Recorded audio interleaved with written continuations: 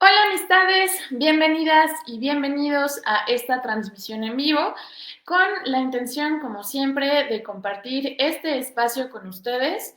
Y pues bueno, el día de hoy tenemos una invitada especial a quien yo considero que es una de las personas más inteligentes del mundo. Ya saben que aquí siempre les traemos a personas que de verdad tienen muchísimo conocimiento que compartir con nosotros y con nosotras, y eso es pues súper valioso para todas las personas que tenemos el privilegio de compartir la vida con ellos y con ellas. Entonces, pues vamos a pues justamente esperar unos minutitos a que vayan entrando más personas. De momento, pues me gustaría que vayan poniendo sus saludos en los comentarios, y ya saben que siempre que tengan alguna duda, pues pueden ponerla, pueden preguntar cualquier cosa que se les vaya ocurriendo en el momento respecto a este tema, ¿no? Entonces, pues a ver, ya vamos aquí a ponerles, hola, estamos en vivo. Y pues, a ver, unos minutitos nada más. Pónganme ahí sus hola para saber que se me escucha bien y que todo va marchando de la manera adecuada. Pues bueno, ahora sí, les voy a compartir algunas de las cosas que a mí justamente me han llamado como muchísimo la atención sobre esta charla, que es pues el tema o sea, primero es una charla bastante interesante desde el título, ¿no? Porque justamente pone en dudas, o más bien sobre la mesa, el cómo trabajar con la naturaleza y no en contra de ella, que es justamente una de las tendencias del ser humano, ¿no? De querer como controlar absolutamente todo, y esto pues es bastante problemático en varios aspectos. El primero es generalmente porque pues la naturaleza en sí misma es caótica, y generalmente pues viene muy de la mano con temas de azar, ¿no? Entonces, de adaptabilidad, de cómo es que pues justamente las plantas, los animales, el entorno se van adaptando a las condiciones que se van presentando, y no justamente parten de una especie como de diseño como tal, ¿no? Sino que a veces simplemente la evolución le exige a las especies que se vayan adaptando, y pues una de las especies que se tiene que adaptar al entorno pues es la humana, ¿no? Entonces, si el ser humano no comprende cómo funciona ese caos, pues justamente lo que termina haciendo es como ciertos actos como para reducir la incertidumbre, y esto tiene varias implicaciones, ¿no? Pero bien, el día de hoy justamente invitamos a una persona que pues nos va a explicar muy a profundidad sobre este tema, que es Aurora Enríquez, una apasionada cuidadora de la naturaleza y del conocimiento ambiental tradicional, originaria de Providencia, comunidad del municipio de Jocotitlán. De pequeña, acompañó a su abuela a recolectar hongos comestibles silvestres en los bosques del volcán Xocotepetl. Así, en compañía de la cosmovisión más agua de su abuela, vivió experiencias significativas que la llevaron a estudiar desarrollo sustentable en la Universidad Intercultural del Estado de México, donde desarrolló un profundo interés por la permacultura y la restauración ecológica. Su enfoque se centra en diseñar espacios y sistemas que respeten y se integren con la naturaleza, aplicando los principios de la permacultura en cada uno de sus proyectos. A lo largo de su trayectoria, Aurora ha trabajado como maestra, sembrando la semilla del amor por la naturaleza en los más pequeños. Su labor educativa no solo busca transmitir conocimientos, sino también inspirar a las futuras generaciones a cuidar y valorar el entorno que los rodea. Uno de los logros más destacados del proyecto Semillas de Agua, una ecoescuela comunitaria autosustentable que incorpora bioconstrucción y prácticas ecológicas. Este innovador espacio no solo funciona como un centro educativo, sino también como un modelo de vida sostenible que demuestra que es posible coexistir en armonía con la naturaleza. Aurora Enríquez se destaca como una mujer comprometida con el medio ambiente, cuyo trabajo y dedicación son un ejemplo inspirador para todos aquellos que buscan un futuro más sostenible. Su pasión por la permacultura y su enfoque en la educación ambiental continúan dejando una huella positiva en la comunidad y más allá. Aurora es originaria de Jocotitlán, estudió la licenciatura en Desarrollo Sustentable y posteriormente se certificó en Diseño Ecológico bajo principios de permacultura. Entonces, pues muchísimo gusto de estar aquí y compartir el espacio con Aurora. Hola, Aurora. Hola, ¿qué tal? ¿Cómo están todos? Buenas noches a todos. Aquí estamos. Un gusto. Bueno, Aurora, pues me da muchísimo gusto que estés aquí justamente para que nos compartas cómo ha sido toda tu experiencia, tu perspectiva, todo el conocimiento que el día de hoy nos traes y pues nada, te voy a dejar para que pues justamente nos compartas este espacio. Perfecto. Pues tenemos la presentación. Hice una presentación breve para ustedes. La verdad es que es un tema bastante amplio y yo les pediría que pues ahí vayan echando nota. Si hay algunas cosas que les parezcan interesantes, que quisieran ahondar, aprender, ¿no? Que al final se trata de eso, de seguir aprendiendo, pues que lo vayan apuntando para que eso puedan después irlo documentando, investigando y pues básicamente esto es como una mirada hacia diferentes herramientas, ¿no? El tema se llama Herramientas para la Restauración y el Diseño Ecológico. Hay muchísimas herramientas, realmente creo que hemos avanzado mucho como seres humanos en esta parte, desde que pisamos la tierra empezamos a estar aquí en convivencia o con la naturaleza, pues hemos creado muchas herramientas, ¿no? Como seres humanos. Entonces, bueno, aquí les voy a ir contando las que a mí en lo personal me han inspirado y que al final pues creo que o considero que son herramientas pues muy valiosas y al final me gustaría que pues muchísima gente las conociera para que pues cuando quieran estar en un lugar, en un ecosistema, intervenir, construir una casa, hacer algo comunitario, cualquier cosa que se quieran imaginar a nivel social, económico, ecológico, ¿no? Que tengan este tipo de herramientas para que puedan realmente pues vislumbrar, ¿no? Como más el escenario en el que van a incidir. Y bueno, todo comenzó con la observación, ¿no? Entonces, básicamente nosotros como seres humanos al estar básicamente, perdón, estoy ahí hilando un poco. Les cuento, el ser humano desde que empezó a caminar sobre la Tierra estuvo pues en constante interacción con la naturaleza que le rodeaba, ¿no? Y esta interacción lo llevó justamente a observar desde qué se come hasta cómo construir y hasta lo que tenemos ahora que son sistemas súper complejos, ¿no? Entonces, pero todo partió desde la observación. Y ahora, como ya creamos ciudades, ¿no? Creamos ya un ecosistema humano pues de cemento, con edificios, ¿no? Donde ya los ecosistemas ya no se ven, ya no se pueden vislumbrar, pues cada vez hemos perdido esa capacidad de observación. Nos hemos vuelto un poco insensibles. Entonces, pues al final es recordar, no es tanto volver a aprender, sino más bien es recordar que tenemos esa capacidad de observación. Y lo vemos en los pequeños, en niños que todavía tienen esa capacidad de imaginación y de observación tal cual. Y al final es reconocernos otra vez como seres sensibles, ¿no? Y esa sensibilidad nos va a dar, pues obviamente, ese conocimiento que estamos buscando, porque al final el conocimiento pues está ahí, ¿no? Está latente. Entonces, bueno, algo que hacemos en los talleres cuando pues hacemos este tipo o llevamos en práctica, a la práctica ese tipo de herramientas, es hacerles un ejercicio en el que la gente va a observar patrones en la naturaleza, ¿no?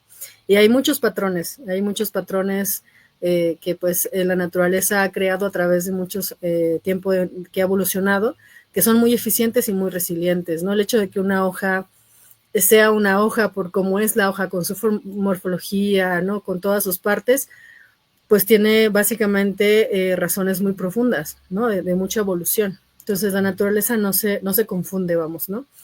Entonces les pedimos siempre que vayan, que interactúen con los árboles, con estos patrones. Y hay patrones que al final son repetitivos, por ejemplo, el hecho de que haya un día y la noche, ¿no? Ese es un patrón al final. La luna, ¿no? Todo lo que sucede con la luna llena, nueva, menguante, también ese es un patrón. El patrón también de las estaciones del año, ¿no? Que cada año pues se repiten y eso va dando patrones. Entonces al final esta observación puede ser muy profunda al final. Yo inicié estudiando desarrollo sustentable y al final conocí algo que se llama permacultura. Y la verdad es que fue muy mágico en ese momento cuando lo conocí porque englobaba todo lo que yo estaba buscando, ¿no? Y sobre todo tenía dentro de ella como estos principios que yo intuía, ¿no? Que tenía que tener el hecho de no solo estudiar una carrera y ser académico y demás, sino que tenía que tener como este corazón o como este espíritu. Y entonces la permacultura fue una respuesta, ¿no? Y yo ahora lo veo como que era una palabra nueva, pero que tenía un significado muy profundo y muy antiguo. Entonces, tiene principios la permacultura, son tres principios éticos, filosóficos, como le quieran llamar, pero al final son actividades o son, pues sí, son unos ejes de acción que nos van como guiando, que abarcan todos los aspectos de la vida, ¿no? Entonces, el primero es cuidar el lugar donde estamos, ¿no? Y la verdad es que no es una cuestión meramente voy a cuidar la tierra, ¿no? Así como en el ego del ser humano, sino más bien la tierra se cuida, ¿no? Pero yo el lugar que habito, que puede ser una casa, que puede ser una hectárea, que puede ser una milpa, que puede ser, no sé, un ecosistema definido, yo ese lugar lo voy a cuidar. Entonces, todo lo que yo haga va a ir o todas mis acciones van a ir con ese principio, que estoy cuidando ese espacio, ¿no? Entonces ahí entran cosas bien profundas que les voy a ir contando, desde, por ejemplo, cómo hacemos el baño en un baño normal, ¿no? Porque entonces quiere decir que no estamos cuidando el agua, ¿no? Entonces, bueno, el otro principio tiene que ver con, ya que yo cuidé el lugar donde estoy, el lugar me cuida a mí, y entonces yo puedo cuidar de mí y puedo cuidar de la gente que me rodea, ¿no? Y ahí entra un aspecto bien importante que es la vida comunitaria y el hecho de que nosotros podamos vernos como seres también, pues somos interdependientes, ¿no? No somos seres aislados, somos interdependientes, entonces pues es cuidar a uno mismo, a la familia, a la comunidad, ¿no? Y así pues a la humanidad tal cual, ¿no? Entonces, pero siempre pues empezamos con lo chiquito, con lo que podemos hacer. Y después viene otro principio que es el compartir con equidad. Y entonces aquí es como un ejemplo muy, muy básico de si yo tengo 10 árboles de manzana, yo no me voy a comer lo que producen 10 árboles de manzana. Entonces yo puedo compartir esa fruta, ¿no? Yo puedo compartir eso que la naturaleza me está dando. Y entonces eso se abarca también al conocimiento, yo también lo puedo compartir, ¿no? Yo también puedo compartir, pues, energía, no sé, ahí entran muchísimas formas de relacionarnos que tienen que ver con el compartir, ¿no? Le podrían llamar ahora economía circular, economía solidaria, no sé, como que hay muchísimas formas, pero el compartir con equidad es como justo eso, ¿no? Como ya si yo tengo lo suficiente, yo no voy a querer más, vamos, ¿no? Es como esta parte de poner un límite y saber que pues vivimos en la abundancia, ¿no? Entonces, pues que podemos realmente compartir. Y bueno, la definición de la permacultura a mí me gusta mucho esta definición, es una herramienta de diseño, podría decir que es una herramienta de diseño ecológico que nos ayuda a crear espacios humanos sostenibles en tiempo y espacio. ¿Qué quiere decir? Que son espacios que vamos a crear, pues, de la mano con la naturaleza, aprendiendo de sus procesos, observando sus procesos. De hecho, pues en la permacultura se dice que tienes que vivir un año en el lugar que vas a intervenir para poder observar qué sucede en todo ese tiempo, ¿no? O sea, desde primavera hasta invierno, ¿no? Y bueno, es un sistema que se origina de conocimiento tradicional ancestral, ¿no? De muchísimos comunidades, de muchísima gente que ha estado en interacción con la naturaleza, y ahora pues se va como juntando con este conocimiento moderno, ¿no? Que ya es científico y que pues ya crecimos también mucho por ese lado.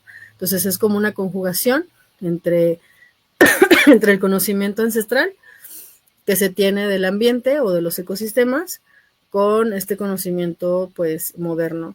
Y al final es una herramienta que abarca muchísimas disciplinas, desde la ecología, la biología, la topografía, la geografía, la arquitectura, ¿no? O sea, es como algo ingenieril también, o sea, realmente es muy vasto, ¿no? Las pedagogías, ¿no? Al final, entonces es algo bastante complejo, o bastante complejo, bello, ¿no? En realidad, ¿no? Que abarca muchas cosas.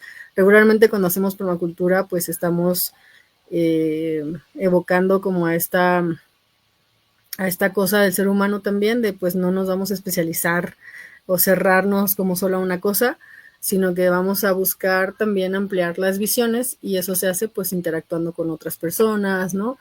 La información es investigar, ¿no? La curiosidad también. Entonces, bueno, es una herramienta de diseño, pero para tener esta herramienta de diseño pues tenemos que buscar mucha información, ¿no? Y tener esta capacidad de observación, ¿no? Y que a veces se va cegando por el ego, de, yo ya lo sé todo, ¿no? Al final, pero pues no, o sea, hay que seguir aprendiendo. Y bueno, esta es la permacultura. Yo hago permacultura, yo hago diseños. Aquí donde pueden ver hay un diseñito que se hizo. Ahí pues se busca pues empezar, es una escuela alternativa, y lo que ven ahí se buscó interactuando como eran las escorrentías de agua, ¿no? La lluvia, cómo marcaba el terreno, ¿no? Entonces, bueno, ese es un ejemplo. Pues la permacultura tiene 7 pétalos, no me voy a meter porque es un montón. Entonces, bueno, son 7 pétalos que abarcan pues toda la vida. Está desde pues el manejo de la tierra, que ahí entran muchas técnicas que ahorita yo les voy a platicar. Está la construcción, que ahí se rescatan mucho conocimiento ancestral de cómo construíamos nuestros hogares o nuestros edificios, nuestros lugares donde vivíamos, que era con materiales pues que están en la zona, ¿no? Está lo de herramientas y tecnología, que tiene que ver con todo enorme capacidad que tenemos de crear tecnologías apropiadas, que ya ahorita están. Digo, aquí en México tal vez estamos un poquito lento en ese aspecto, pero ya podemos hacer cambios muy significativos con tecnología, ¿no? Y con herramientas que pues nos dan como un impacto mayor en la ciudad sobre todo, ¿no?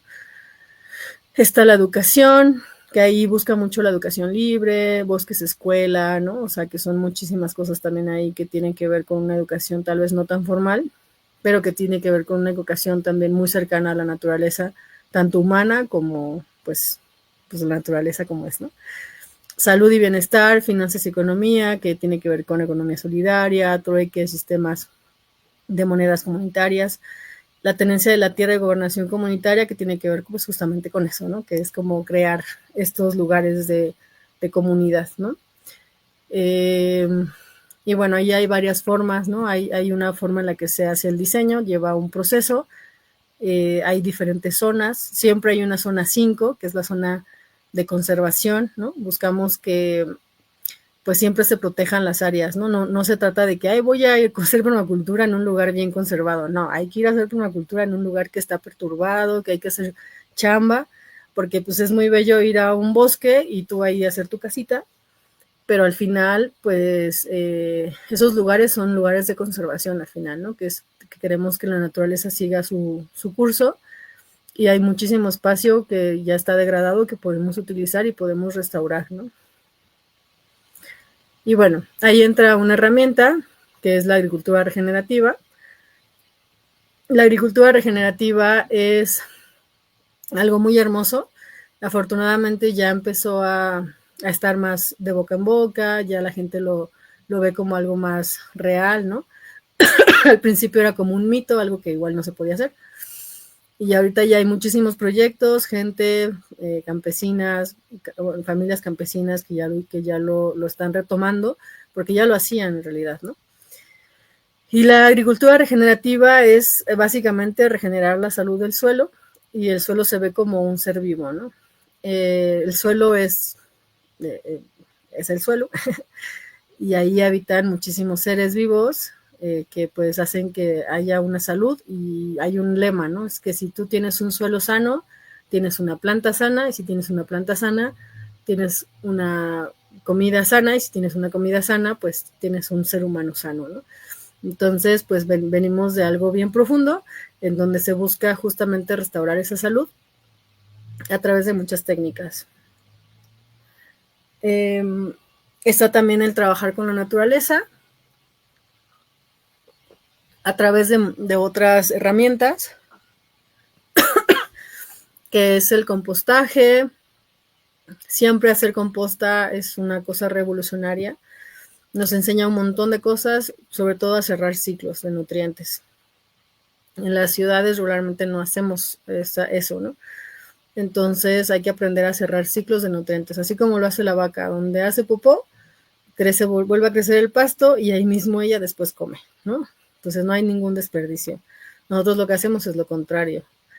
Está también la agroecología, que es una herramienta que ahorita ya, bueno, es una disciplina ya como tal, y pues ha sido muchísimo más tocada, mucho más conocida. Ya hay varios países que ya lo ponen como algo, ya hay una secretaría de agroecología, ¿no? Ya hay escuelas de agroecología, y básicamente se unen las dos palabras, la parte de la agricultura con la ecología, ¿no?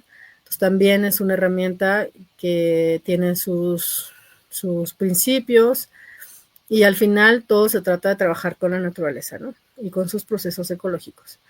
Está la agroforestería, que pues yo la considero que tiene sus orígenes en los solares mayas, porque antes la gente así lo hacía, o sea, ellos no se metían a la selva a sembrar, sino como ya en esos límites que les llaman como esos lugares de borde, por así decirlo, entre su comunidad o entre su casa y la selva. Ahí construían un sistema bastante bello, donde ponían muchas plantas creciendo juntas, que era como un hacinamiento de plantas. Había árboles, había trepadoras, ¿no? Había tubérculos, entonces había como todo un ecosistema que le servía a la familia, porque era algo comestible. Entonces eso se fue perdiendo, y se volvieron espacios ya de monocultivo, donde sí se va y se tala todo, ¿no? Se quita todo, y ya no se vive como con estos principios, ¿no? Al final, pues realmente creo que es una herramienta bastante bella.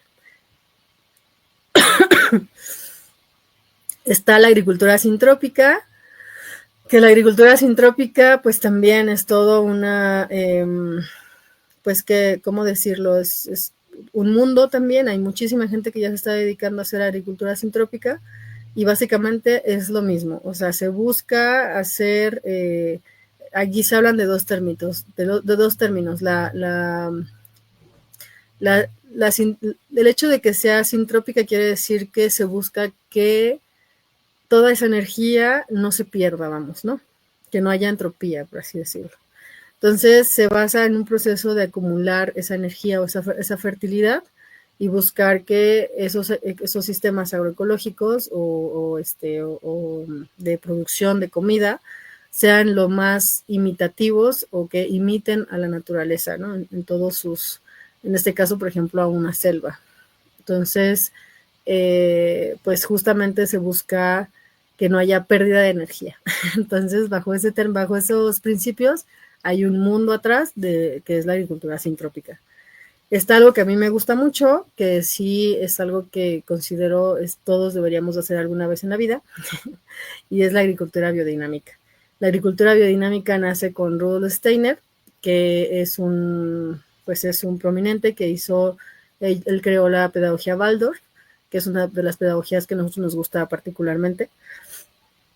Y en esta agricultura biodinámica se busca asociar los ritmos cósmicos con las plantas, o con lo que hacemos cuando sembramos. Entonces es magia pura, pero es como ciencia al final de cuentas, ¿no? Entonces se hacen preparados biodinámicos, que es un preparado con ciertas plantas en ciertas épocas del año. Entonces es bastante bella la agricultura biodinámica. Y está algo que también me gusta, que va muy de la mano con la agricultura sintrópica, que es el bosque de alimento. Y los bosques de alimento imitan lo que es un bosque, solo que es comestible, ¿no? Entonces tenemos diferentes estratos vegetativos, tenemos un ecosistema que lleva un proceso de sucesión ecológica, hacemos todo esto que sucede en un bosque natural, pero con plantas de interés para el ser humano, ¿no? Y entonces tenemos comida, pero también tenemos todos los beneficios que nos da el hecho de que haya un ecosistema conservado.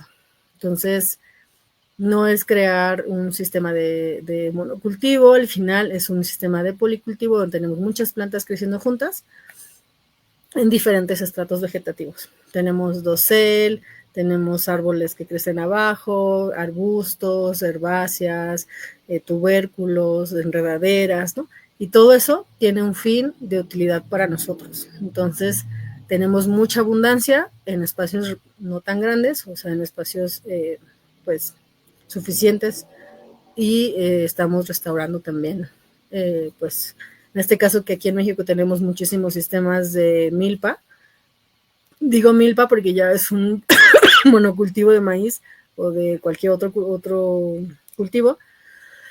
Y entonces la idea sería transformar esos espacios en bosques de alimento, ¿no? Donde también en un bosque, pues si ustedes entran a un bosque, el suelo está protegido porque hay hojas, nadie va a sembrar, nadie va a regar, se autorregula, se autofertiliza, ¿no? Entonces se autosiembra.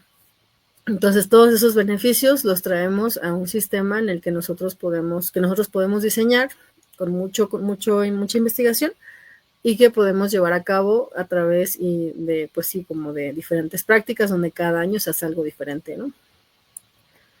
Está el diseño hidrológico Keyline, que particularmente es la base de todo, que puede ser como, básicamente, se puede transformar un espacio haciendo lo correcto con el agua, ¿no? Que es una de las energías claves que toca tocar siempre en los diseños. Y es mantener el agua en el paisaje, no permitir que se escurra, sino más bien que se infiltre, y eso cambia los lugares espectacularmente, ¿no? Con eso podemos transformar espacios a amplia escala. Les recomiendo ver un documental que se llama La sal de la tierra, que es una biografía que le hicieron a un fotógrafo naturalista, y él transforma espacios haciendo un poco esto, pero al final lo transforma. Tal vez él no lo llamaba diseño hidrológico Keyline, pero hizo eso, ¿no? Y bueno, esto nació en Australia y nació con una persona que quiso, pues, contribuir y cambiar sus paisajes. Y aquí en México tenemos una mujer que se llama Raquel Gómez de Masumus, que da unos talleres espectaculares de diseño hidrológico Keyline. Al final también este libro que está ahí en la diapositiva también es un gran libro y ahí viene todo, ¿no? Entonces es solo leer y experimentar. Pero esto es como más para amplia escala, ¿no? Para escalas muy, muy grandes. Que a veces también en una pequeña milpa podemos hacer una práctica de conservación de suelo y agua. A mí me encantaba hacer eso. Entonces, bueno, también se puede a pequeña escala. Y bueno, ¿qué hacemos con esto? Pues conservamos el agua en el paisaje, se puede hacer manejo de cuencas hidrológicas porque se puede hacer a una escala muy amplia y regularmente se utilizan sistemas de información geográfica con varios programas, ¿no? Y esto tiene que ver también, o sea, tú puedes tener un levantamiento topográfico, pero si no tienes un ojo y una observación, una buena observación, ¿no? Que no sea... o sea, que esté basada en datos y demás, pues al final tú puedes hacer en 20 años, hacer algo que se va a generar no sé, en lugar de hacer que se conserve el suelo, puedes hacer que se degrade, ¿no? O sea, porque pues es como mucha observación al final. De hecho, les pongo un ejemplo, ¿no? Así de, voy a sembrar un árbol, pero resulta que esa especie era una especie que era una invasora y entonces ahora ya tengo un problema en lugar de que yo haya dado una solución, ¿no? Así con el agua. O sea, si yo hago una zanja de infiltración que no está bien ubicada, que está, no sé, que está propensa, en 20 años yo puedo haber generado una cárcava ahí, ¿no? Una barranca al final. Entonces, bueno, pero bueno, eso es como mucho pensamiento. Dicen que hay que pensar 100 horas y actuar 1 hora, ¿no? Entonces hay que estar diseñando porque al final en un papel es muy fácil borrar, ¿no? Pero si ya llegas tú al terreno y empiezas a mover cosas y a cambiar el paisaje y a hacer todo lo que quieres hacer y después te das cuenta de que, ay, no, ya no, la casa no era ahí, es que ya puse una cisterna donde no tenía que ir, es que ya sembré un árbol donde no tenía que ir y demás, ¿no? Entonces, al final es como pensar cómo nuestros asentamientos o cómo nuestros espacios se van a ir construyendo, ¿no? Y eso tiene que ver con, pues, con integrarnos mucho al lugar donde estamos. Está el manejo holístico. Esto es algo, pues, que a mí me gusta mucho porque, pues, hay como una tendencia, o bueno, hay como ciertas, ¿cómo decirlo? Pues muchas variantes, ¿no? De tipos de alimentación. Entonces hay gente que no come carne, gente que sí come carne, ¿no? Entonces al final siempre hay que pensar en que los impactos que hacemos nosotros como seres humanos, si no estamos produciendo nuestra comida, sino que viene de otro lugar, pues hay que buscar que eso que viene de otro lugar venga de lugares que se están preocupando por conservar, ¿no? Y por preservar, o más bien como cuidar ese cómo lo produzco, ¿no? Entonces, aquí entran muchos dilemas éticos de que si se muere la vaca o no se muere, pero al final de cuentas, si ya está la vaca, el manejo holístico imita los sistemas que hacía la naturaleza de las grandes praderas, donde había mamíferos que iban migrando y entonces hacían un sistema rotativo ellos mismos, ¿no? Entonces se movían durante todo el año, se iban moviendo de espacios para que al final del año regresaran al primer lugar donde estaban, pero ya dieron tiempo de que eso se regenerara, que esos pastizales volvieran a salir. Entonces había una simbiosis en realidad. El ñu ayudaba a que ciertos pastizales pudieran salir y que esos pastizales se nutrieran porque él defecaba ahí, entonces les daba fertilizantes, ¿no? Y entonces era una relación bastante simbiótica donde esa relación pues es sustentable, vamos, ¿no? Nunca se va a terminar porque nunca ninguno de los elementos se va a gastar. Estamos haciendo sintropía, por así decirlo, ¿no? Está la bioconstrucción. La bioconstrucción es algo que a mí particularmente me gusta mucho. Yo crecí en una casa de adobe. Mi familia construyó, mi abuelo construyó casas de adobe para, pues sí, para la familia. Y yo cuando ya empecé a pensar en mi proyecto, en lo que quería hacer, pues decidí que quería hacerlo de adobe también, ¿no? Entonces nosotros estamos construyendo una escuela, una casa escuela, la estamos haciendo de adobe y utilizamos otra técnica que se llama bajarek. En México hay así, somos ricos en diversidad cultural, o sea, aquí se hablan muchísimas lenguas y así en cada lengua hay técnicas de construcción diferentes. Entonces, si te vas a Michoacán, la gente construye de cierta forma. Si te vas a Chiapas, la gente construye de cierta forma. Si te vas a Oaxaca, la gente construye de cierta forma. El problema es que pues ha sido ya desplazado por esta forma industrial de construir, que es con cemento y block, ¿no? Y varilla. Y a veces ni siquiera está pensado para las situaciones o para los ecosistemas donde habita la gente. O sea, tú vas a un lugar caliente y la gente tiene cemento y al final, pues eso no va a ser un espacio digno al final, ¿no? O sea, buscamos también con la bioconstrucción que sean espacios dignos de vivienda. Y si se dan cuenta, todos los centros históricos de todas las ciudades del país están hechos con adobe y son paredes y son muros que llevan ahí más de 500 años. Entonces, pues hubo un boom del cemento que fue desplazando el hecho de que la gente aprendiera a construir con tierra o que recordara que se construía con tierra. Y aparte, pues hay una cuestión de industrial, ¿no? Que pues es como querer hacer esos edificios gigantes y demás, que igual se vale, ¿no? Pero al final en las comunidades rurales, pues es muy triste ver cómo las casas de adobe se abandonan y se construyen casas que son hornos, que no sirven, que son antihumanos básicamente. Y entonces, pues es buscar también recuperar esos conocimientos, ¿no? Porque de verdad, cada generación que pasa que no lo vive, pues lo olvida, porque no lo vivió y porque entonces ese conocimiento se va erosionando y acá buscamos que esos conocimientos se sigan preservando para que justamente, pues, pues se aproveche, ¿no? Como la naturaleza nos da todo, nos da piedras, nos da tierra, nos da fibras, nos da arenas, ¿no? Entonces, básicamente la bioconstrucción es con eso. Hay arcilla, piedra, arena, cal, y fibras, ¿no? Que puede ser paja, pueden ser palmas, pueden ser zacates, pueden ser así infinidad de cosas, ¿no? Entonces, bueno, la bioconstrucción también es una herramienta que nos ayuda a la restauración, porque entonces cuando tú te vas de ese lugar, esa casa se la va a comer el ecosistema y no va a pasar nada, ¿no? Y bueno, aquí puse, perdón, ecotecnologías. Pues todos deberíamos de tener un baño seco, no sé dónde estemos, no importa. Los baños secos son revolucionarios, no estamos haciendo algo que es garrafal, es horrible el hecho de ir y hacer del baño en un WC y que se vaya el agua y que la contaminemos y contaminemos nuestros mantos de agua y nuestros ríos, y eso es algo que de verdad es una política que yo considero ya pues que nos estamos tardando.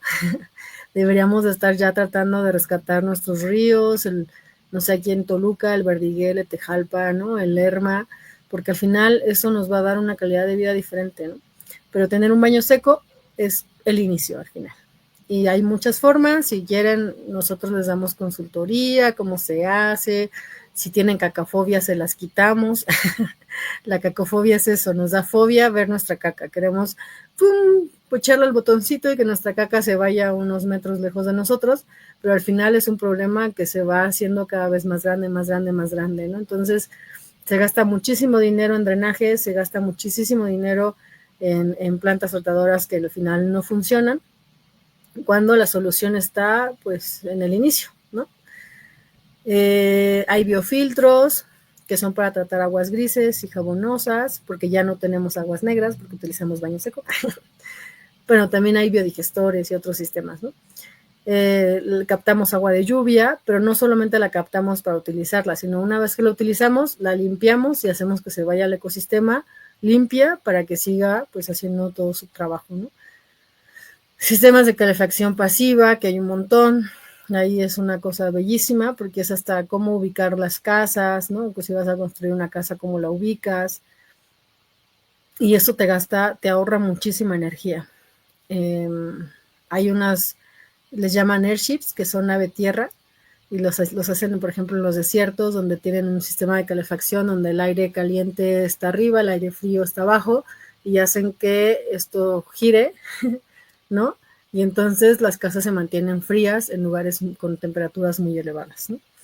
También están las estufas Rocket, que es una estufa de masa térmica, que básicamente con poquita leña pues puede calentar un espacio muy grande, y esto lo hace, por ejemplo, en lugares donde hace mucho frío. Está la acuacultura, las biopiscinas, sistemas eólicos, bicimáquinas, y bueno, aquí hay así un sinnúmero de más cosas, ¿no? Que ya igual yo me quedo ahí un poco atrasada, que ya hay un montón, y cada vez hay gente que está como, pues, no sé, haciendo o perfeccionando el biofiltro, las biopiscinas. Apenas yo sigo a unos chilenos que ellos hacen biopiscinas y apenas hicieron una biolaguna, o sea, una cosa impresionante, de captación de agua de lluvia que se transformó en un paisaje para mejor, vamos, ¿no? Entonces, bueno, hay cosas y proyectos masivos que al final, pues, son muy bellos porque trabajan con la naturaleza y no en contra de ella, ¿no? La idea es que cada aspecto de nuestra vida vaya así, es como te preguntas, ay, voy a comer una ensalada, ay, claro, cumple estos principios, estoy cuidando la tierra, estoy cuidándome a mí, estoy compartiendo con equidad, ¿no? Entonces, me voy a comer una ensalada que voy a producir en mi huerto, que es una lechuga que no tiene kilómetros y kilómetros de gastos que no estoy viendo, que son externalidades de costos, que ya hubo explotación al trabajador, que hubo embalaje, que hubo un gasto de energía, de gasolina, del transporte que me la trajo hasta acá, que hubo muchísimas cosas, pero yo tengo una ensalada, ¿no? Pero al final hay un costo energético muy alto, ¿no? y al final es una lechuga que no me está nutriendo, porque al final está siendo producida con muchísimos pesticidas, está siendo producida pues bajo sistemas que no son saludables para mí, y al final tampoco estoy compartiendo con equidad, porque al final lo que estoy pagando se lo estoy dando, no sé, por ejemplo, si voy al Walmart, se lo estoy dando al Walmart, ¿no? No se lo estoy dando a un productor primario que sé que le va a ayudar. Entonces nosotros como personas, en nuestro lugar donde estemos, estas herramientas para restaurar van desde eso, desde dónde voy a comer esa lechuga, si la voy a preparar yo, si se la voy a ir a comprar a un productor, si voy a, no sé, ¿no? Como que hay muchas formas en las que podemos ayudar a que la restauración surja y que se mantenga. Y bueno, pues eso es como así como ese ejemplo en todos los aspectos, ¿no? Así como, ay, voy a ir al baño. Ah, bueno, estoy cuidando el lugar donde estoy, me estoy cuidando a mí, estoy compartiendo con equidad, pues un baño en un WC no estoy haciendo eso porque no estoy cuidando el espacio, porque estoy contaminando el agua, porque no me estoy cuidando a mí, porque estoy contaminando el ecosistema que me va a también albergar, ¿no? Estoy complicando el asunto y tampoco estoy compartiendo con equidad porque estoy gastándome el agua de mi siguiente generación, ¿no? De hecho, hay datos de que pues uno que ya utilizó, no sé, yo por ejemplo empecé a utilizar baño seco como a los 20 algo, pues yo ya me gasté ahí muchísima agua, ¿no?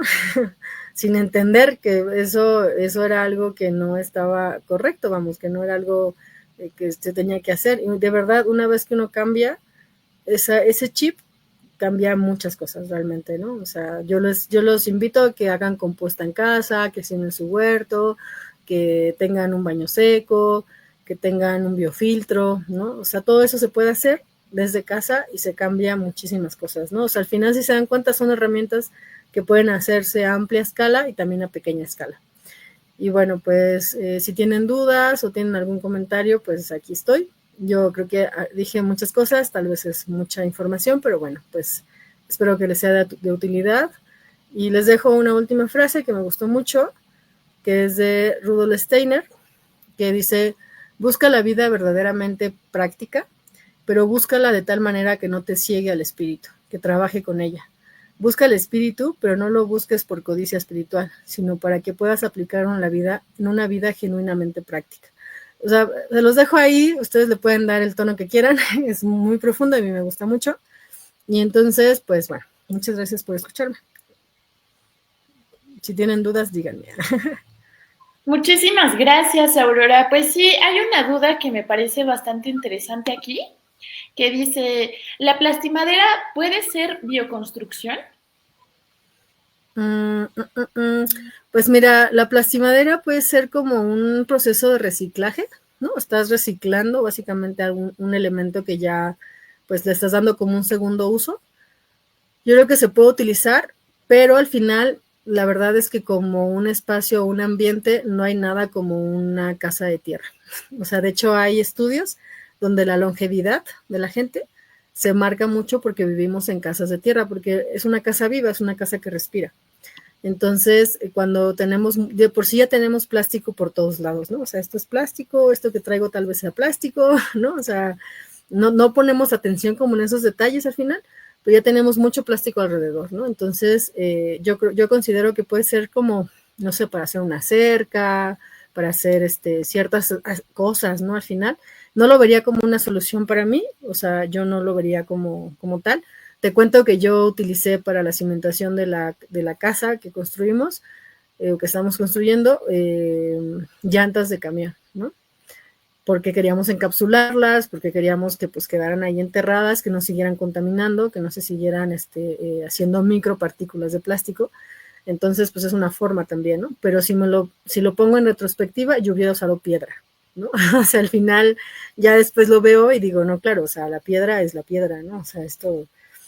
Entonces, sí lo puedes utilizar, pero yo no construiría una casa donde tú vas a habitar, vas a dormir, vas a comer, vas a estar con plastimadera. Ok, sí, he visto que justamente ya empiezan a hacer como varias cosas con plástico para justamente reutilizar el PET que vamos produciendo, ¿no? Como banquitas, columpios, juegos para infantes, entre muchos otros productos que son pues derivados del plástico. Entonces ahí me parece que es una innovación bastante interesante. Hay una cosa que también me llama mucho la atención, que es cuando justamente empiezan a poner como una especie de cemento, como con, o sea, que mezclan como el cemento con plástico para poder infiltrar al subsuelo, ¿no? Como banquetas que son como impermeables que pusieron por ahí en una alcaldía que me parece que es la Cuauhtémoc, en Ciudad de México, y me parece bastante interesante, ¿no? El problema es que justamente hay tanto plástico en el mundo que ya nadie sabe qué rayos hacer con él, ¿no? Entonces, pues sí, o sea, sí entiendo que es como una alternativa. Creo que la mejor opción siempre va a ser no consumir, como en la medida de lo posible, porque al final también estamos en un mundo eh, que pues, le encanta producir y producir y producir plástico. Entonces, pues ese es un problema, ¿no? Pero pues bueno, aquí nos mandan saludos desde Atarasquillo, Lerma. Saludos hasta Tarasquillo. Qué interesante todo lo que están haciendo por allá. Muchísimas felicitaciones a toda la bandita organizada de Atarasquillo. Y también desde Cañada de Alférez. Gracias por la invitación. Muchísimas gracias a ti por estar aquí presente. Aurora, tengo yo una duda que justamente tiene que ver y está muy relacionada con lo que explicabas sobre los news respecto a la ganadería, ¿no? Porque hoy por hoy justamente hay varios problemas con pues primero la alimentación, ¿no? O sea, la alimentación es todo un temón, ¿no? Porque la mayoría de las personas estamos acostumbradísimas a que lo que se oferta en la mesa casi siempre es carne y ya sabemos cómo es el ciclo, ¿no? De la carne, cómo es que consumen un montón de agua, de la alfalfa, en todos estos espacios. Entonces, quisiera saber si tú nos puedes compartir algo sobre el pastoreo rotativo o tienes algún conocimiento de eso. Pues sí, de hecho, la verdad es que es un tema bastante amplio, ¿no? Hay diferentes puntos de vista, ¿no? Al final creo que todo tiene que ver como el origen, ¿no? Por ejemplo, tú puedes tener una leche de soya, pero al final esa leche de soya está transformando la selva del Amazonas así impresionantemente, ¿no? Y es soya, o sea, tú la ves un grano y dices, no, pues este grano no estoy haciéndole daño, no estoy lastimando ningún animalito, sí, pues te estás echando todos los animales que viven en el bosque, ¿no? O sea, si tú eres pro animales, pues, o sea, al final esos animales que no son una vaca, que son, no sé, aves, ¿no? Silvestres, que son lagartijas, que son muchísimas otras especies, están siendo amenazadas porque tú quieres tu leche de soya, ¿no? Entonces, este tipo de manejo es para un poco entender que cómo funcionaban, ¿no? Como esta parte de estas grandes manadas, o estamos hablando que eran manadas de ñus gigantes, así de miles y miles y miles de miembros, que hubieran perecido si no hubieran tenido este tipo de estrategia, ¿no? Entonces ellos rotaban obviamente a un espacio muy grande, porque eran muchísimos, y se rotaban por todo el año. De hecho, yo me tocó ir a un espacio que tenían una sola vaca, y tenían un cuadrante, y era un cuadro donde la ponían en un tiempo, y estaba ahí varias semanas, y después la cambiaban hacia el otro lado, y eso era básicamente solo es con alambre, ¿no? Que los animalitos, pues al final también están en espacios más amplios, ¿no? O sea, no están enclaustrados. Eso también quita muchísimo tiempo del ser humano de estarlos abasteciendo de comida. Y entonces son más libres, ¿no? Como tal. Y se utilizan pastos también que son pastos nativos, ¿no? Se busca también no tener pastos invasores, ¿no? Que también es un tema, porque al final esos pastos pues no se quedan en el lugar donde lo pusiste, o sea, en la naturaleza nada es previsible, o sea, es como tú lo estudiaste en laboratorio muchísimo tiempo, pero lo sacas a un ecosistema y mira, se vuelve algo completamente diferente a lo que se había previsto, ¿no? Entonces se utilizan pastos nativos y también se tratan de rescatar especies de animales que también son pues locales, ¿no? Que también son más resistentes al frío, no tanto hacer esto que se está haciendo ahora ya de ingeniería genética, ¿no? Sino más bien es como regresar a lo que era, ¿no? O sea, como algo muy, nosotros siempre pensamos, o en Semillas de Agua siempre decimos que si la solución es compleja, no es la solución. O sea, la solución siempre tiene que ser simple. Y si algo es sustentable, quiere decir que todos lo podemos hacer. Si no todos lo podemos hacer, no es sustentable. Entonces, ¿todos podemos tener un baño seco? Sí, todos podemos tener un baño seco. Todos podemos tener un huerto, sí, todos podemos tener un huerto. Y en el caso del manejo holístico, sistemas de silvopastoriles, pues más bien es aliarnos con gente que esté metida en esto. Hay muchísima gente, hay en México ya, en Querétaro, en varios lugares, por un tema ya de que ya hay una escasez de la riqueza biológica, que ya no hay agua, que ya no hay suelo, pues llegó esta herramienta y dijeron, ay, mira, podemos transformar el suelo, podemos seguir teniendo ganado, ¿no? Podemos seguir teniendo esa tradición ganadera, pero pues de una forma muchísimo más cercana a lo que es, ¿no?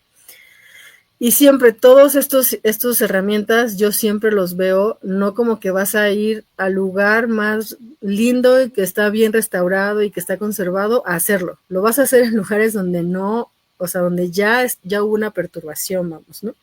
Si vas a hacer un bosque comestible, no lo vas a ir a hacer al bosque, lo vas a hacer en una milpa que lleva 50 años siendo tratada con químicos, lo vas a hacer en un solar que está degradado, ¿no? O sea, la idea es ocupar esos espacios que ya perturbamos como seres humanos y restaurarlos, ¿no? Si vas a hacer manejo holístico con especies mayores como vacas, borregos, puercos, gallinas también se puede hacer, lo vas a hacer en lugares que están pues destinados para que puedas tú restaurarlos. Realmente los animales en un ecosistema son súper importantes, ¿no? Entonces su excremento, hay un hombre que se llama Jairo Restrepo que tiene ahí de la mierda de vaca y pone a la vaca literalmente como un ser así mágico que puede transformar también, ¿no? Entonces realmente no estamos peleados con que haya animales o no en un sistema de permacultura o de diseño no sé, de agricultura, por así decirlo. Cada quien decide, ¿no? Si quiere comerse la vaca o no. Entonces, yo creo que yo tengo el lema de que si la puedes matar, te la puedes comer. No sé, ¿no? Y entra una cuestión muy, muy, muy gráfica. Y pues bueno, al final esa es como mi postura, pero al final también tengo personas y amigos que ya tienen esos sistemas integrados, ellos producen y venden la carne, y la verdad es que se me hace algo bastante ético, porque hacen todo un proceso para la crianza del animal, hacen un proceso también para cuando la matan, de eso se me hace muy valiente, ¿no? Es como ocupan todo lo de la vaca, todo, o sea, las vísceras, los cuernos, ¿no? O sea, es como todo un sistema. Y al final, pues se me hace muy, muy bello. Yo crecí con mi abuela, ella tenía sus gallinitas y ella esas gallinas las mantenía para que al fin de año, en su cosmogonía, decidía matarlas, y era toda una tradición que yo ahorita lo veo en retrospectiva y digo, claro, ella no era una matadera de animales así de, ay, voy a matar. No, o sea, lo hacía con toda una reverencia, ¿no? O sea, como con todo un ritual. Al final, yo soy de las que no lo puedo matar. Entonces, pues al final no lo hago, ¿no? Y no lo consumo, pero al final son herramientas que funcionan, que ya están probadas, y hay muchísima gente tratando de hacerlo, pero también hay muchísima gente que no lo está haciendo, ¿no? Entonces, cuando tú vas a comer carne, pues trata de comer carne que venga de estos lugares, ¿no? O sea, también asegúrate que sea carne que viene de estos lugares, pero no vayas al Walmart a comprarte el paquete, ¿no? Porque sabemos que viene de lugares donde realmente, pues, no se está preservando nada, o sea, más bien solo el interés económico, ¿no? Al final. Entonces, bueno, pues hay que tener también esta ética de a dónde tú quieres poner esa energía, porque el dinero es energía al final, ¿no? Entonces, pues sí, y no sé, igual ya para cuestiones técnicas, la verdad es que el libro de manejo holístico es bastante bueno, o sea, si lo quieren ustedes leer, es increíble. Tiene muchísimos consejos, muchas cosas muy prácticas, y realmente se puede hacer a pequeña escala un sistema holístico para ganadería, tal cual. Uh-huh. Wow, sí, pues definitivamente muchas cosas que abordar en este tema, porque justamente uno de los proyectos que traemos desde Netsi, pues es un poco la restauración del suelo en una en un cultivo de papa, ¿no? Sabemos que justamente uno de los grandes problemas que tenemos alrededor de todo el Nevado de Toluca son las zonas que han sido deforestadas para empezar a cultivar, sobre todo papa y maíz, haba, entre muchos de estos productos. Y algo que mencionabas, ¿no? Hace rato, pues es que uno de los grandes problemas es el monocultivo, ¿no? Entonces, pues desde lo que estamos haciendo en Netsi, estamos haciendo una cosa que se llama jagüeyes, que es justamente la captación de agua pluvial en la zona, porque tenemos un fenómeno rarísimo, ¿no? O sea, de verdad, todavía ni siquiera nosotros estamos como alcanzando a entender exactamente qué está pasando. Necesitamos hacer como algunos estudios que tengan que ver con climatología, meteorología, etcétera, pero resulta que no está lloviendo en algunas zonas agrícolas que están cerca del Nevado, es decir, llueve abajo, digamos, como la zona baja del Valle de Toluca, pero arriba no está lloviendo, ¿no? Entonces, esto implica que se están atrasando algunos cultivos, de entre ellos el cultivo de maíz, ¿no? Entonces, esto, pues sí, o sea, es problemático en varios aspectos, ¿no? Uno de ellos es que justamente en el momento en el que se atrasan los cultivos, pues la producción de maíz no va a ser la misma y entonces el precio pues, de la tortilla pues eventualmente va a subir, ¿no? Entonces, pues justamente hay varios temitas allí que justamente cuando no somos conscientes del lugar en el que se está produciendo nuestro alimento, pues justamente lo podemos ver después en nuestro bolsillo, ¿no? Entonces, justamente creo que es importante empezar a ponerle atención a ese tema, ¿no? Entonces, la Sí, invitación es pues a que observemos con responsabilidad. hay un hombre que me gusta mucho, que lo pueden ustedes leer, tiene un libro que se llama La revolución de un rastrojo de paja, se llama Masanobu Fukuoka, y él, hay un video, él ya murió, él tenía, no sé, estamos hablando ya del siglo pasado, y él lo que les decía a gente que estuvo preguntándoles que no llueve, estamos en sequía, ya el tiempo cambió muchísimo y demás, lo que él le decía que la lluvia no viene de arriba, que la lluvia viene de abajo, y es que hay que sembrar bosque. Hay que tener la vegetación al final es lo que atrae la lluvia, ¿no? Las nubes llegan a lugares donde hay agua y esa agua regularmente está en las hojas. Entonces, si tenemos sistemas que están con un suelo muy pobre, porque el suelo ya no tiene esa... Ustedes cuando entren a un bosque, háganlo, van a caminar arriba y se va a escuchar el chic, chic, chic, chic de las hojas, y si escarban en las hojas, van a ver ustedes un suelo húmedo, rico, con un olor bonito y demás. Hagan eso ustedes en una milpa y van a ver que no está, ¿no? Entonces hay que buscar que esos sistemas agrícolas tengan eso también. Y por eso la idea de sembrar en policultivo, de combinar especies que son anuales con especies que son perennes, que sí, que especies que van a estar ahí siempre, arbustivas, que son fijadoras de nitrógeno, que son regeneradoras, que generan mucha biomasa. Al final, lo que se busca con la agricultura y con todos estos diseños o todas estas herramientas es restaurar, ¿no? Y es restaurar para que justamente estos temas que ya están así a la vuelta de la esquina, sino es que ya están arriba de nosotros, pues al final, no sé si ustedes ven el libro, el documental de La sal de la tierra, este hombre lo que hizo fue transformar un monte, unas laderas que estaban completamente erosionadas, que cuando él era pequeño estaban conservadas, él se mudó de ese lugar, de donde él creció, y cuando regresa ya no hay nada de ese bosque, y él en 30 años lo recupera. O sea, de verdad, yo sí creo que una sola persona puede hacer la diferencia así en el lugar donde estemos, ¿no? Entonces solo basta con que apenas ahorita con el sobrino de mi pareja me hablaba de un superhéroe que tenía todos los poderes, lo voy a decir porque me tocó mucho, ¿no? Y tenía todos los poderes y entonces lo único que tenía que hacer es creer que tiene el poder para poder acceder a ese poder. Es increíble, o sea, se llama Infinity. Entonces es como, es un superhéroe que tiene el poder, ¿no? Entonces creo que todos somos superhéroes, todos podemos realmente transformar nuestros espacios solo tenemos que creerlo, ¿no? Y la verdad es que esa es la parte más difícil al final, porque igual pueden ser temas complejos, ¿no? Pero al final creo que lo que está haciendo en este caso Mara, en el proyecto que están haciendo, es mostrar que también se puede con la ayuda de muchos, ¿no? O sea, no estamos solos y al final pues hay muchas herramientas, ya estamos comunicados por estas vías, ¿no? También. Y entonces, pues sí, únanse, no sé, ahí pues toquen base también, aquí también yo pues estoy, si quieren más información, no duden en pedirme, tengo información para dar así la que quieran. Y pues sí, el tema de la papa pues es un tema complejo porque se han metido mucho en la psique del productor, ¿no? Que es hay un círculo de no abundancia, ¿no?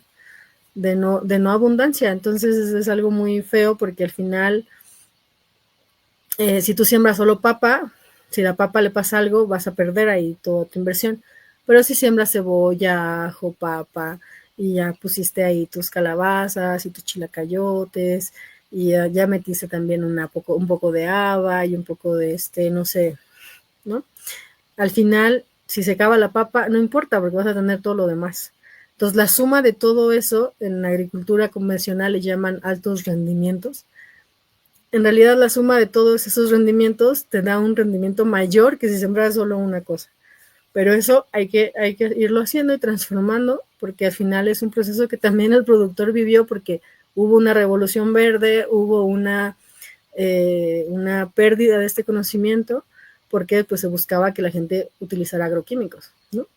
Y la verdad es que, si les soy sincera, el tema de los agroquímicos no solamente es una cuestión ética, o sea, hay muchísimo dinero atrás de los agroquímicos, o sea, hay muchos intereses muy grandes de gente que vende una cantidad estratosférica, así gigante, de veneno, que obviamente no va a querer perder esos beneficios económicos, ¿no? Entonces hubo toda una mercadotecnia para que eso pasara, y ahora pues obviamente nosotros desde donde estemos hay que empezar a hablar sobre estos temas, ¿no? Pero bueno, sistemas demostrativos también ya hay muchos, hay gente que ya está buscando cambiar esto, y yo creo que pues es solo es la misma energía, solo que dirigirla al lugar correcto, ¿no? Sí, claro, yo estoy completa y enteramente de acuerdo con lo que dices. De hecho, justo el fin de semana pasado, pues estuvimos allá con la familia que puso el terreno para hacer este captador, para pues beneficiarse de esto, que en su momento pues nos estuvo apoyando muchísimo para hacer investigación. El señor de la casa era quien llevaba a los biólogos y las biólogas a hacer los recorridos por el terreno, porque era quien conocía más el terreno. Entonces empezaron a hacer monitoreos respecto a todas las especies que había en la zona, entre muchas otras cosas. Y pues hoy por hoy, pues ahora se le está retribuyendo lo que en su momento hizo por nosotros, ¿no? Por este equipo que se ha conformado desde hace muchos años ya.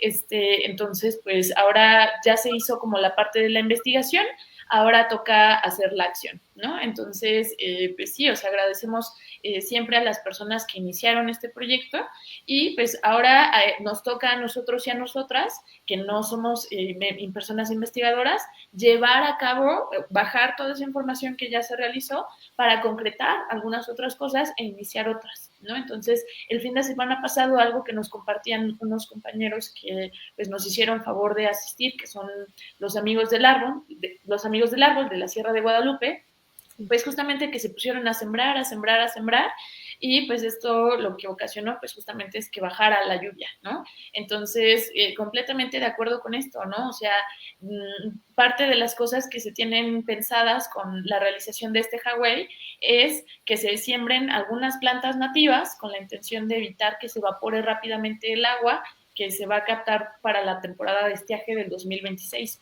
Y con esto, pues de alguna manera, hacer un poco de restauración en la medida posible, ¿no? Porque pues al final lo que estamos haciendo pues es un proyecto piloto que tiene que replicarse en toda la zona, ¿no? No nada más en ese pedacito de terreno, sino en general, ¿no?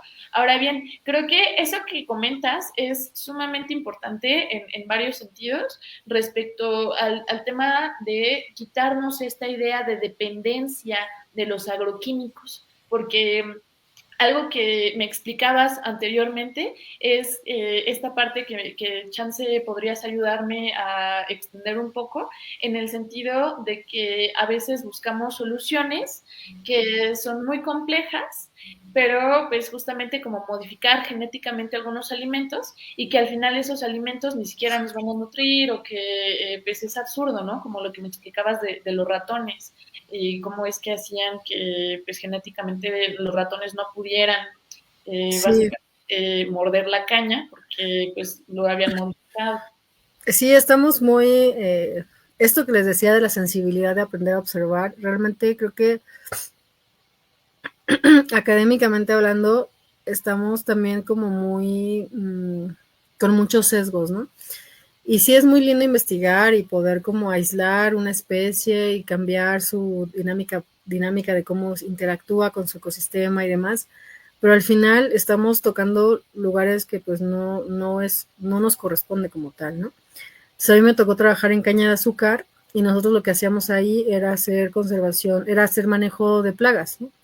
Pero nos tocaba también conocer a otros ejes que estaban haciendo también investigación. Nosotros estábamos haciendo investigación, pero con manejo de plagas. Entonces le llamábamos pulseo, percheo, ¿no? Que eran técnicas que ahorita yo creo que ya la doctora Isabel, que ya de estar así como en un lugar muy top, ¿no? Ya con mucha investigación, muchas cosas escritas y ya pues confirmadas, pero nos tocaba ir a laboratorios donde estaban haciendo así que vamos a hacer la especie de caña para que sea mucho más dura y el roedor no la, y es como, a ver, espérate, estás gastándote así millones de presupuesto en investigación para algo que no tiene sentido, o sea, y yo de hecho por eso fue una de las razones por las que dejé el proyecto, porque al final yo cuando veía monocultivos decía es que el problema es que estamos haciendo monocultivo, o sea, el problema no está en si el ratón está ahí o no, o sea, es que está ahí porque tiene una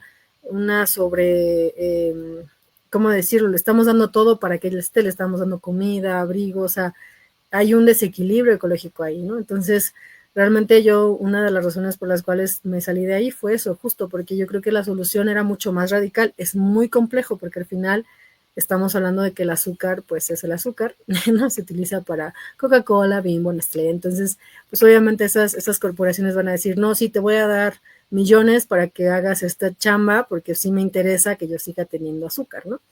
Claro. Entonces, tiene que ver mucho con este cambio de perspectiva, también este empoderamiento del agricultor, ¿no? De saber, no sé, el agricultor allá, en esta parte de la caña de azúcar, les rentaba al ingenio su terreno, pero el ingenio nunca le va a pagar todo el desgaste ecológico del suelo que está teniendo y toda la contaminación que está viendo. Si se lo pagara, no podría pagárselo. O sea, esas le llaman, en economía le llaman externalidades. Quiere decir, cuando tú te compras una lechuga en un Walmart, no estás pagando los 15 pesos de la lechuga, no estás pagando lo que realmente costó que esa lechuga llegara a ti. O sea, no estás pagando muchísimas cosas. Y entonces, esto al final es un costo que todos vamos a pagar. O sea, por eso no hay lluvia, por eso no hay agua limpia, por eso está todo lo que estamos viviendo, por eso hay escasez. O sea, al final, yo siempre he pensado que si tú cuidas el ecosistema cuida de ti. Entonces, yo crecí con una abuela que se la pasaba en el monte recolectando hongos y al final de cuentas había un ecosistema sano que la cuidaba también. Entonces, imagínense que ya ese bosque no existe, ¿no? ¿Qué hongos vas a ir a buscar? ¿Cómo vas a entenderte dentro de ese lugar, ¿no? Entonces estamos destruyendo eso que nos sustenta al final de cuentas, ¿no? Y lo estamos haciendo complejo, porque al final las soluciones, como siempre lo he dicho, no tienen que ser complejas, tienen que ser sencillas, ¿no? Y eso entra en la observación. De hecho, hay una cosa en la permacultura que dice que la belleza está en los detalles, ¿no? Y es que un buen diseño no se nota. Si tú entras a un bosque, no vas a notar lo sofisticado que hay ahí adentro. O sea, hay un nivel de sofisticación, de interacción, de interrelaciones, de cosas que están pasando desde que hay un hongo con una interacción con el encino y que ese encino tiene una interacción directa con la ardilla. Uy, se cortó. No sé si se habrá apagado su dispositivo, se habrá caído el internet. Rayos. Dentro de las personas, Todavía, ya regresé. ya, sí. Te quedaste en los Se ratoncitos. fue el internet, disculpen. Sí, no te preocupes. Entonces, bueno, pues al final es eso justo, ¿no? Como las soluciones simples, si es complejo, no es la solución, y si no lo podemos hacer todos, tampoco es la solución. Entonces ahorita hay muchas soluciones ya súper así de que hay varios escenarios, ¿no? Así de que no, la tecnología nos va a salvar y vamos a puchar un botón y van a salir ecosistemas y se va a hacer agua y va a haber un árbol que nos va a dar oxígeno. De verdad es algo que desafortunadamente ya esta generación pues tal vez sí lo crea, ¿no? O sea, tal vez sí diga, no, sí, nos va a salvar la tecnología porque Sí, ¿no? a Como veces creo los que árboles que hicieron con algas. justo. Entonces, hay que tratar de, pues, estar lo más cercano con los pies en la tierra, tocando los elementos, y de verdad eso nos va a dar otra perspectiva. O sea, al final, pues no sé, o sea, tratar de conservar un espacio, de involucrarte, ¿no? Desde tu hacer, desde dónde vas y consumes tus alimentos, y pues sí, o sea, al final todo se puede hacer como a pequeña escala, y la idea sí sería armar proyectos así gigantescos. O sea, también esto de que hablas del Huawei y eso, es un proyecto relativamente pequeño, pero ya tiene todos sus retos. Realmente, o sea, eso se podría hacer así, imagínate, o sea, cuántos Hawaiis se podrían hacer allá con todas las laderas que hay ahí, todo ese manejo de cuenca que ya, bueno, no sé, con las personas con las que estás, ya identificaron, ya saben, o sea, con un buen presupuesto, ese lugar se transforma, ¿sabes? O sea, Claro. cualquier lugar, de verdad, de hecho en lugares ya, en países, digo, voy a hablar de China, porque China está haciendo un montón de cosas, pero desde antes ya se habían transformado muchos espacios, ¿no? Aquí mismo en México está un proyecto que igual quieren buscar. Apenas hubo una feria de permacultura ahí, perdón. Y es en Tlaxcala, se llama Rancho San Isidro. Así búsquenlo. Y realmente ahí a mí lo que me impresionó fue el papá de Alejandra Caballero, que es una de las arquitectas que hacen de construcción aquí en México, porque transformó un espacio, generó un bosque nuevo, poniendo pacas de paja, así, a contorno, o sea, haciendo deteniendo la lluvia para que en lugar de que escurriera, se infiltrara, y empezó a sembrar árboles, arbustos del lugar, y en 20 años ese lugar se transformó, ¿no? Entonces, pues el tiempo va a pasar, ¿no? O sea, al final siempre he dicho que tú puedes sembrar un árbol y va a pasar el mismo tiempo que si no lo hubiera sembrado, pero la diferencia es que el árbol va a estar ahí, ¿no? Entonces, pues, a sembrar, chicos, chicas. Muchas gracias por su tiempo. Muchísimas gracias a ti. Justo te iba a decir que a mí me encanta que tu proyecto se llama Semillas de Agua. Me parece poético, así de verdad, lo Lo más... es, lo Sí, es. sí, sí, súper Tiene, poético. tiene una historia muy linda. Es porque mi abuela me llevaba a colectar hongos, a colectar quelites. Son quelites de agua, que es una hidrocotile. Es una planta que crece en el agua, les llaman sandejés en Mazahua. Es una planta comestible, me encanta, se come muy rico, si le ponen un poquito de sal, un taquito con una cosa deliciosa. Y entonces lo que sucede con esta planta es que ella pues crece en el agua, entonces es una semilla de agua porque deja su semilla en el agua y ahí crece, ¿no? Entonces de ahí nació, fue una epifanía que fue así de, ah, sí, claro, semillas de agua, porque, y aparte pues es una especie que representa muchas cosas, es una bioreparadora, ¿no? Aparte de que te da alimentos, pero también te indica si el agua no está limpia o no. O sea, es una cosa bellísima el sandejé. Ahí si quieren probarlo. En los mercaditos todavía de Ixtlahuaca y de varios lugares todavía lo venden. Y pues, de verdad, el agua es algo, o sea, pues sí, ustedes lo saben, es algo vital. Entonces, mantener nuestros espacios de agua sanos pues nos da también a nosotros salud, ¿no? Como tal. Uh-huh. Y hay que decirlo, ¿no? O sea, me gusta sobre todo el asunto de que las semillas pues se siembran, ¿no? Y el agua también debe sembrarse. Hay una idea que justamente tienen en Perú que a mí me encanta, es súper radical y es súper fuerte lo que voy a decir, pero allá justamente tienen la idea de que quien no siembra agua se la está robando, ¿no? Así, de tajante. Entonces, justamente la invitación es a que siembren agua, ¿no? Porque justamente vemos una tendencia en México en general, no nada más aquí en esta zona, sino en general, a que hacen un montón de pozos y pozos y pozos para resolver el tema de la escasez de agua, pero eso no nos va a llevar a ningún punto, ¿no? O sea, va a llegar un momento en el que se van a hacer socavones, en el que va a haber hundimiento del territorio, de la ciudad, y le echamos concreto a todo. No entiendo por qué le seguimos echando concreto a todo, cuando pues ya sabemos que justamente uno de los problemas es que ese concreto no deja que el agua se infiltre al subsuelo, entonces es un problema serio, ¿no? Entonces... Sí, y de verdad con el tema del agua, lo que mencionas, nos estamos gastando el agua que es como nuestra agua de emergencia. O sea, esta agua de subsuelo se tarda como 30 años en infiltrarse. O sea, eso es por decir algo, ¿no? Pues es un número ahí. Entonces nos estamos gastando agua prehistórica, básicamente. Entonces, mientras más profundo sea el pozo, más tiempo se tardó en infiltrarse esa agua. Entonces, al final creo que un buen manejo de escorrentías, diseño keyline, ¿no? O sea, o manejo de cuencas, conservación de suelo y agua, cualquier cosa, lo de los jagüeyes, ¿no? O sea, al final esa es agua superficial que, ojo, o sea, todos los sistemas que ahorita se están poniendo de moda de, ay, hay que hacer captación de agua de lluvia. Sí, claro, hay que hacer captación de agua de lluvia, pero también hay que traer una conciencia de para qué vas a utilizar esa agua de lluvia y una vez que la utilizas, qué vas a hacer para que esa agua se pueda integrar de nuevo al ecosistema limpia. O sea, porque si no vamos a empezar a decir, hay que contaminar más agua, porque ya no tengo agua, pero quiero contaminar más, entonces voy a captarla. Entonces, es como todo un sistema al final, ¿no? O sea, captar agua de lluvia, utilizarla eficientemente con buena conciencia y de regresarla al lugar o a su sistema, pues lo mejor que se pueda. Obviamente en las ciudades hay un reto mucho mayor, ¿no? Porque estamos hablando de que el drenaje se junta con el agua de lluvia, estamos hablando de que hay una desorganización total, ¿no?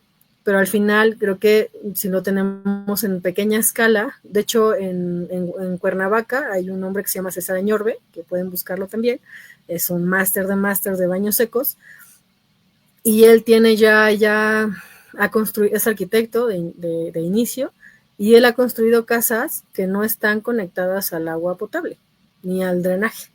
Todo su sistema está dentro, ¿no?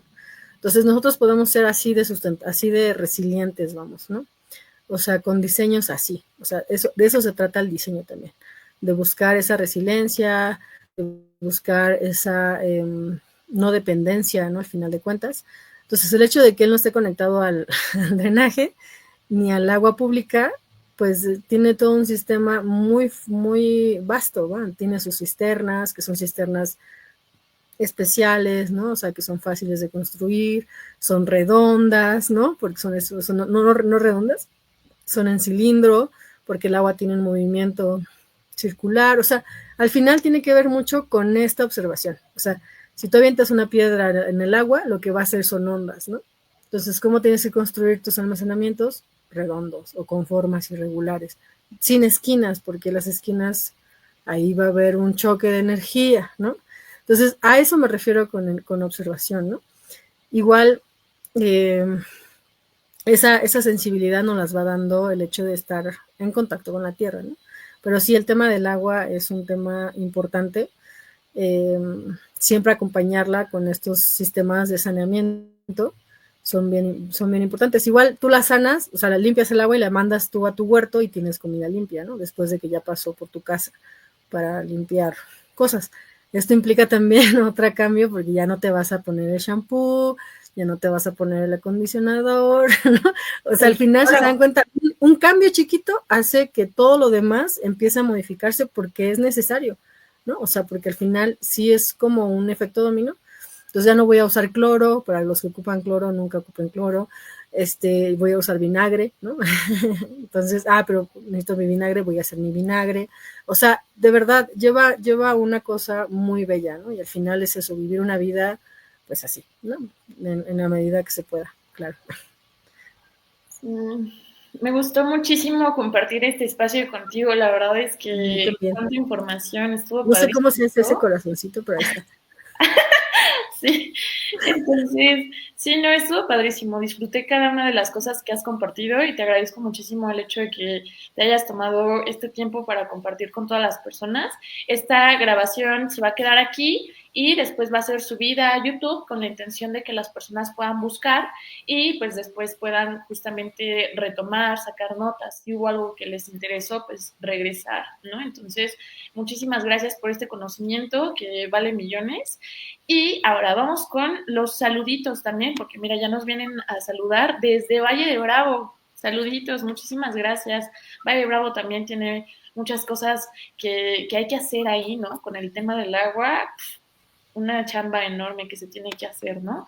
Y Ramiro Rivas, saludos para el colectivo El Humedal de Coyoacac, colectivo Tepocates, wow. Tepocates de San Andrés Cuauhtitlán, cuidado Chambote, y preservación local Gorriones Rojos, colectivo por el Bosque Lerma, proyecto Colibrí de Parque Sierra Morelos, Faro de Luz AC y Sanación Alternativa Experiences. No sé si lo dije bien.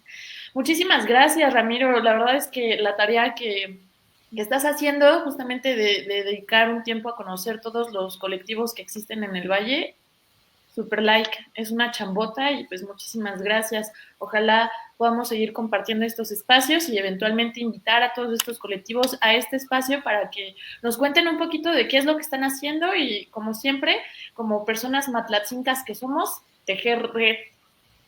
Y también yo ahí, o sea, pues no sé, también después me pasa sus redes porque está interesante todo eso que están ahí poniendo. Todos los colectivos suena bastante bien. Y pues de aquí dice Gerardo, gracias. Pues muchísimas gracias, Aurora, y pues que tengan una bonita tarde. Ojalá que gane el Toluca. ¿Quién sabe si gana o no? Pero pues bueno. A ver qué pasa. Bueno, nos vemos. Gracias por su tiempo. Bye, bonita noche.